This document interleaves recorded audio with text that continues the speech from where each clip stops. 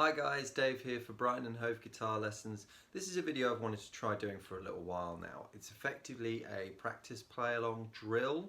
So in order to get the most out of this video, you're going to need to have at least a working understanding of your minor pentatonics. I'd love to get some feedback on this. If it's something you'd like to see a bit more of, or if you'd like me to change the format, please let me know. But what I'm going to try out today is a drill that I do with all my students when they start learning pentatonics. I've already done a video where I detailed all 5 pentatonic shapes, which I'll link to this one. So if you haven't seen that, it's a good idea to work through that video first and just get a working understanding of all 5 shapes. But if you've got that understanding already, then great, no need to go back and have a look at that. What we're going to look at today is we're going to look at shape 1 of the pentatonics. I'm just going to show you the format. Basically, we're going to start with a metronome. If you don't have, sorry, my phone's coming up with annoying notifications. If you don't have your own metronome, then I have this one, which was like 20 quid from GAC. You can get one as a free app on your mobile phone, which I use most of the time. But either way, you can use one online, whatever's kind of easiest for you. But it is important to practice with a metronome. I know, you don't want to. Nobody does. Okay, so I'm just going to set this metronome to 60. Probably can't see that. 60 BPM. I'm going to pop it on. And basically I'm going to show you shape 1 in A minor pentatonic, as you probably already know it. And this is the format. So we're going to go like this. We'll go 1, 2, 3, 4.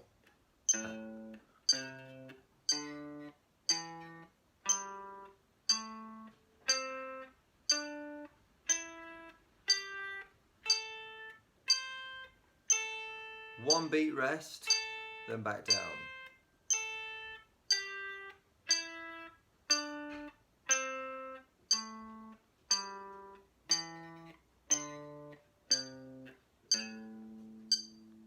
Okay, so we're starting on the root note, playing through the shape. We get to the end of the shape, fall back to the root note, or one beat rest, then we start on that root note and play the scale descending. So we go up, back down. So that's how I like to do my pentatonics. Everybody does them slightly differently. That's, I think, how I was shown, or how I kind of amended maybe a couple of different ways that I was shown how to do them. But all that really matters is that you know where the root notes are. Obviously, as you may have noticed, there is one in the middle, which I don't hesitate on. I just highlight the ones at the start and the end. But that's kind of half the drill.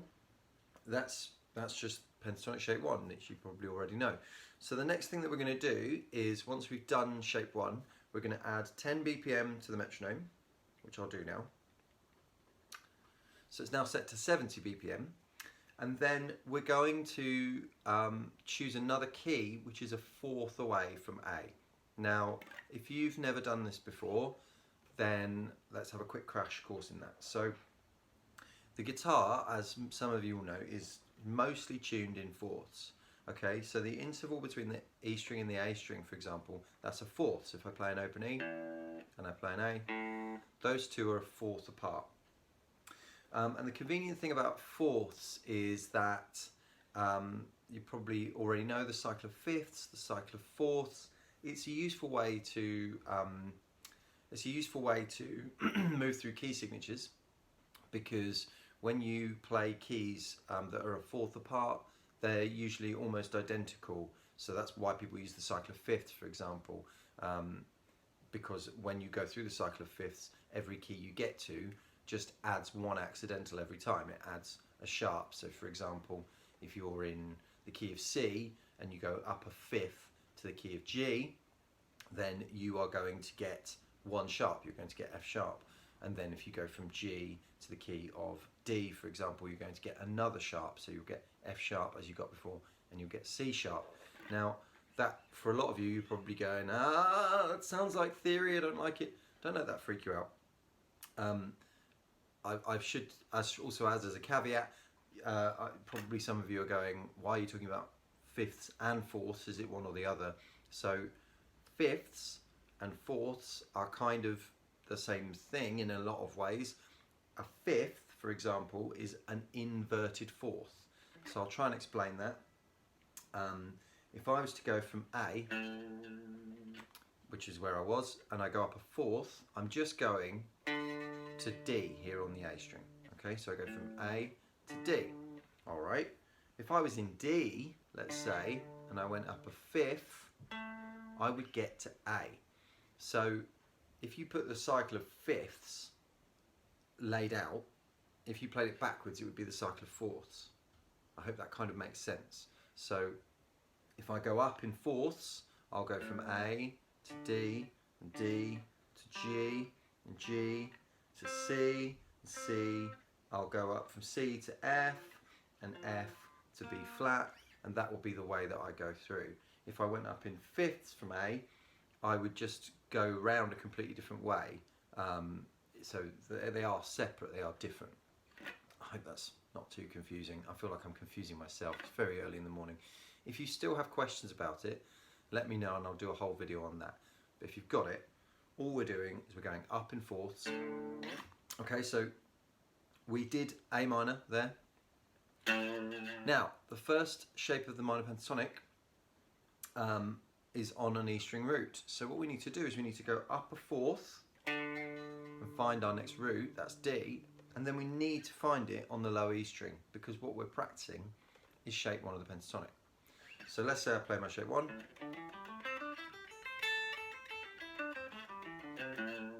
Then what I'm going to do is I'm going to go, right, what note is up a fourth from A? You can do that in your head, or you can do it on the fretboard. If you do it on the fretboard, you go, okay, 5th fret on the A string. Hopefully you know that that's D. If you don't know that's D, you can work it out by counting up from the beginning here. But I'm going to talk through them with you anyway, every single time. We go, right, we've identified that's D. We're going to find D on the low E string. Okay, so hopefully again you know that that's fret 10 on the low E string. But if you don't, I'm going to talk it through with you. And then we're going to play D minor, along with the click track, which will now be 10 BPM faster. And what's going to happen is basically we're going to play that shape in every key on the neck, and we're going to progressively get faster. So that's how the drill works. You can do this with any scale. It works really, really well for just really, really smashing your awareness and your understanding of a particular scale shape. So let's get stuck into it. I'm going to go back to the beginning because I can chapter mark this now. So that's the introduction, that's the explanation. And once you understand it, you can just skip to the drill itself. Okay, so here starts the drill. Thanks. Okay, so we're going to get stuck straight into the drill. So I've got my metronome set to 60. You should be able to hear my metronome through the microphone I've set up, but I wouldn't recommend running your own metronome along with the video because it's going to go out of sync with mine, obviously. So hopefully you'll be able to just use the metronome on here, and then once you've learned the drill, you can do it in your own time, or if you really like doing it with me, then you can just keep watching the video over and over again. So 60 BPM. I should also say that I've set it to 4 beats in the bar. That should kind of be obvious, but you know, just in case, 4 beats in the bar because we're just doing it in 4/4 time. So that's my 60 BPM. We're going to start in the key of A, so 5th fret on the A string, and I'm going to do a 4 count before we begin. So we go.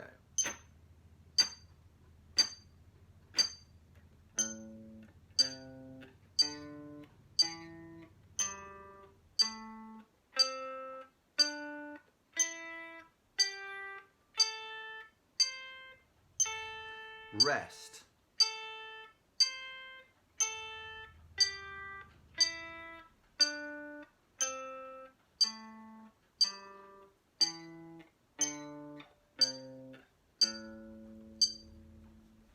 Okay, so now I'm going to add 10 BPM to the click.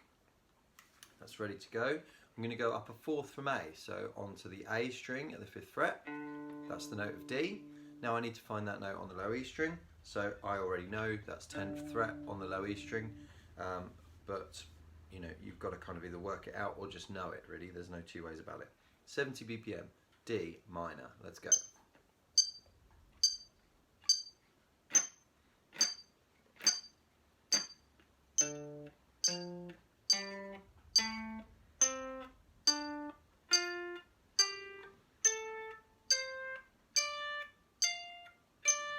rest.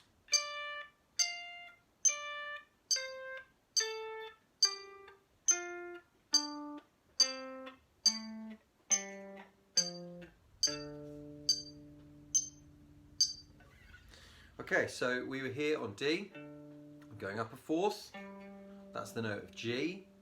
If you're near the 12th fret and you want to work out any frets, it's easier to work back from 12. So 12 will of course be the octave of open. So this is an A.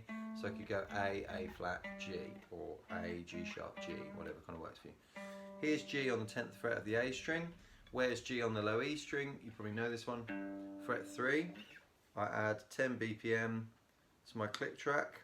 So I'm now set to 80. My new position is 3rd fret, so get your first finger ready there. Here we go.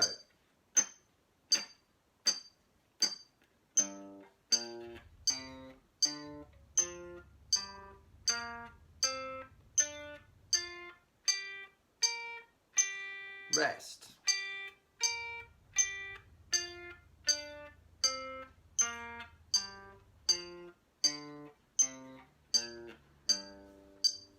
Great, going up a fourth, moving on to the 3rd fret of the A string, that's the note of C, and if I want C on the low E string, that's the 8th fret. I add 10 BPM. Here we are in C minor.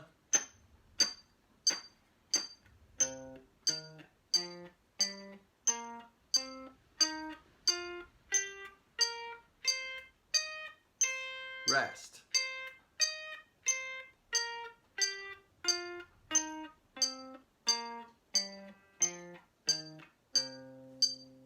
Good, going up a fourth now to the 8th fret on the A string, this is the note of F. So if I move to, I've got a choice here. I would probably play it in 1st position, but if you prefer to play it up here, that's fine. Can't remember if I've moved the time up. Let's say that I haven't. 10 BPM up. So we're now at 100 BPM. I'm going to play down here. If you prefer to play at 13th fret, that's also fine. Here we go.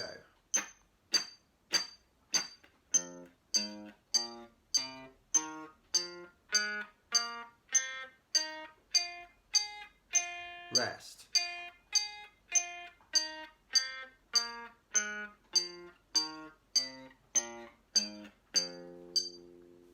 Good, moving up a fourth. This is the note of B flat on the low E string. That's here. I add 10 BPM to my click. Okay, B flat minor now, or A sharp minor if you prefer.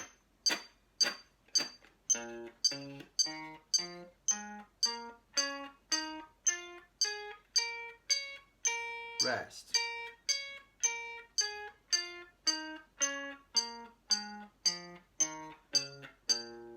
Good, moving up a fourth. D sharp minor or E flat minor. I will put that onto the low E string, so that's going to be here on the 11th fret. Add 10 BPM, 2 BPM, T BPM, T. Have a cup of tea while you're doing this. Right, we're at 120 now. So this is D sharp minor or E flat minor, depending on which way you look at it. Here we go.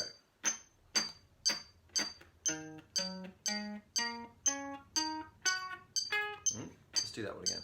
D sharp minor, E flat minor. Here we go.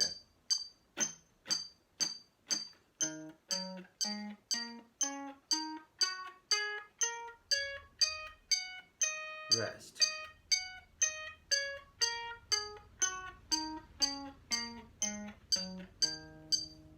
Good, moving up a fourth from here, we're at G sharp or A flat, depending on which way you look at it. So G sharp up here on the low E. 130 BPM. Get ready.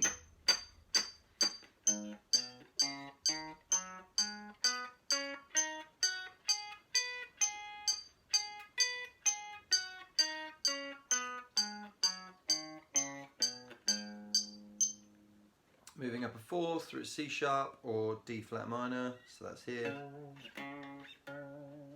Let's add 10 BPM.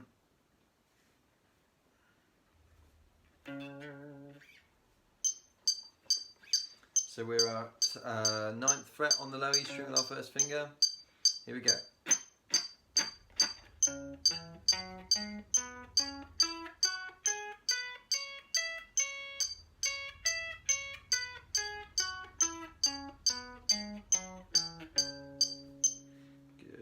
fourth from there, we're at F sharp. Probably wouldn't call it G sharp, G flat minor, F sharp. Obviously that's going to be there. We add 10 BPM to our click. We're at 150 now. F sharp there. You can do it there if you prefer.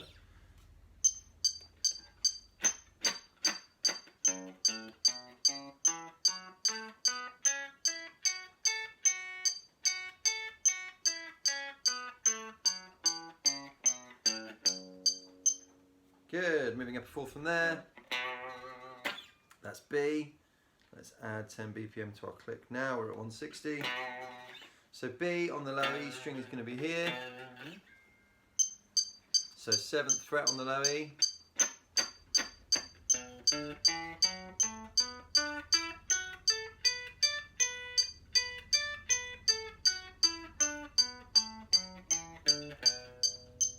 Good, moving up a fourth from there, we go to E.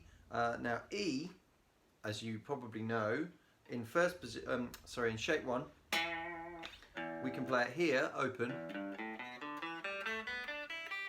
or we can play it at 12th fret. Now, when I do this drill, I like to do both because playing a shape including open strings requires a very slight adjustment to your technique. Some of you may be using different fingers when it incorporates an open string. Either way, we kind of need to do both because they do feel slightly different. So this is the bonus one. So let's bang up our timer to 170. So first I'll do open position.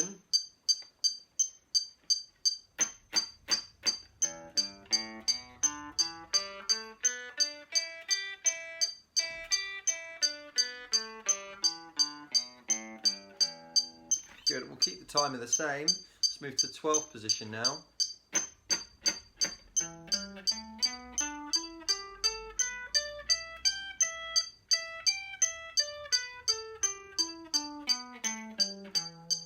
Good, okay, so last one. We're back to A minor. 5th fret, we should now be at 180 BPM. So we're just going to do it again, but at 180.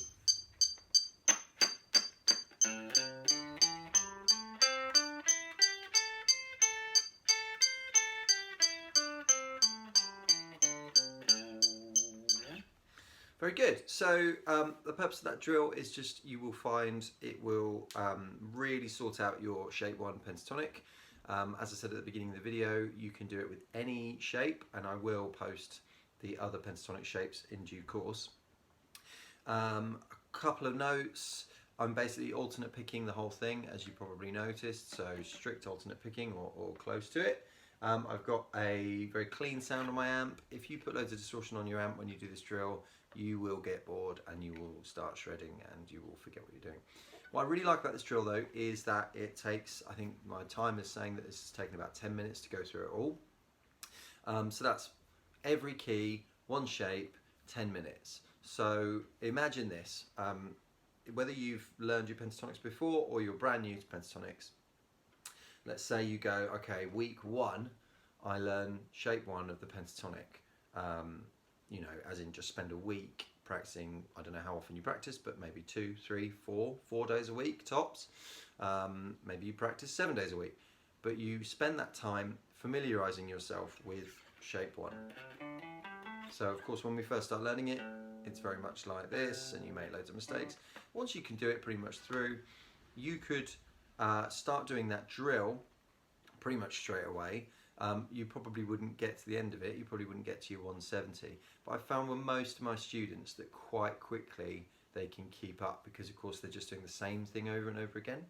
So obviously you wouldn't master pentatonics in 5 or 6 weeks, but using that drill idea you could go, right, week 1 I'm just smashing shape 1, week 2 I'm smashing shape 2, week 3 week 3 I'm smashing shape 3, and just put each shape through that drill. And I think at the very least at the end of 5 weeks you'd be so familiar with each shape that you could then run each shape in each key all connected together at, you know, a high BPM, which would make your practice time that much quicker. I think one of the big problems that a lot of students have is that once they get stuck into practice, it takes a lot of time, and part of that is because they're trying to fit loads and loads in. If you can get your scales off the blocks before you start playing them in every key in every possible position, then they'll take up a lot less time in your practice schedule. If you were to do 5 shapes of the pentatonic across the whole neck at 60 BPM in every key, it's probably going to take you about half an hour, 40 minutes.